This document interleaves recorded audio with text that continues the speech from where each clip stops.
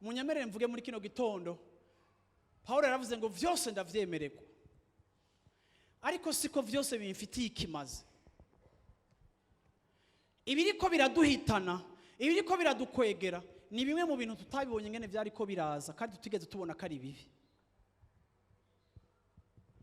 Nico gituma umuntu w'Imana ntaba kuri frontiere y'icaha n'ikitari icaha. Umuntu w'Imana agendera ku rugezo rwa Mpwemu Yera.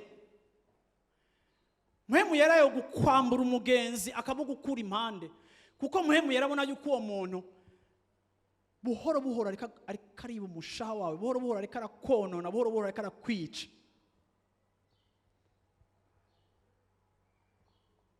Mpwemu Yera arashobora kugutuma uhononsa. Uravyumva kuri relation utabona ko ari mbi, ariko Imana anticipativement ibona ko iyo relation izokwica. Vyose turavyemerewe, ariko siko vyose bigize gute bidufitiye akamaro.